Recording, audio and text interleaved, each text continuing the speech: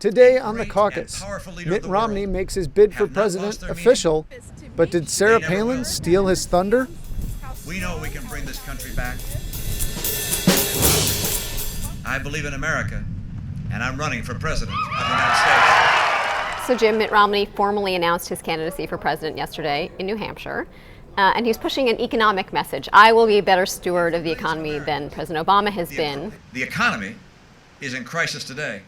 It seems like a kind of well-timed message, given that we've had a bunch of pretty weak economic numbers. Yeah, I mean, the campaign's still a long way away, but perfectly timed for him. I mean, it's been a rotten 2 weeks. So his message was right on point, right on time, and contrasted really well with the other candidates' messages that have been a little bit all over the place. But of course, he had his thunder kind of stolen by Sarah Palin, who just happened to show up in New Hampshire the day he was making his announcement. Yeah, what a coincidence. It's not even a political bus trip. It's just a family vacation. Family vacation. However, this morning when I first woke up, I said, well, he's still got his announcement out. He's on the front page of some papers, the New York Times, the Washington Post. But lo and behold, the union leader in Manchester had Palin with a much bigger picture on the front page. Not a small deal. Right, and she also led the evening news in New Hampshire, which was also not a small deal. I'm happy that Governor Romney is able to throw his hat in the ring officially now. He's going to be a great candidate. He has a lot to offer. So that does count as stealing thunder. I wasn't ready to say it, but that's stealing thunder. We'll Right. give it to her. And then she moved on to Massachusetts the same day yesterday while he was making his announcement and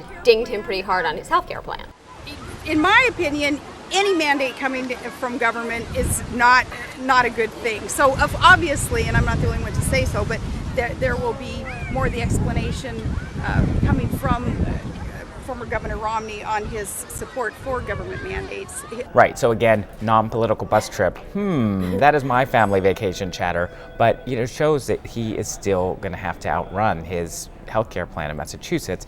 The question will be whether that's already baked into the cake for him, and he has support in polls. Do those voters already know this and factor it in? Right, and Giuliani also just happened to be in New Hampshire yesterday, also going after Romney on healthcare. So it is something that he's going to have to keep addressing again and again. Yeah, Rudy, in a sort of straight talk, Rudy expressed saying, well, why doesn't he just admit it was a problem for him or he shouldn't have done it? Rudy Giuliani, I don't know, I wasn't ready. I kind of still have him in the sort of Trump area. Is this for real? But he said he'll wait until the end of the summer. So to see whether he's going to get it. Yeah. Yeah. It's also no coincidence, obviously, that Mitt Romney chose to announce in New Hampshire, which is sort of considered a must-win state for him and a we must stop him here state for his rivals, right? Yeah, if he were to lose in New Hampshire, and again, I hate predictions, but this one you can really make. If he loses there, he's in really big trouble. He happens to have a vacation home there. That's his neighboring state. It's basically home base for him. Right, and these polls are very unreliable at this point, but he is ahead, and so there's an expectation created that he will win there. Yeah, and I think, again, you could go back to the union leader. That's a problem for him. That newspaper never liked him, and he overcame it last time. But will a Palin on the scene this time really get him? It could, so he's got to be worried about it.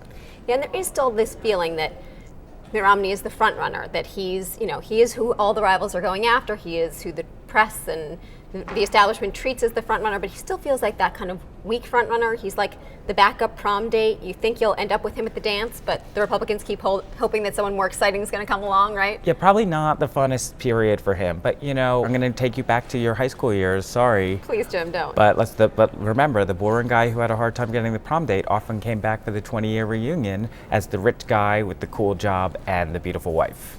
Yeah, so this could all work out for him. Yeah.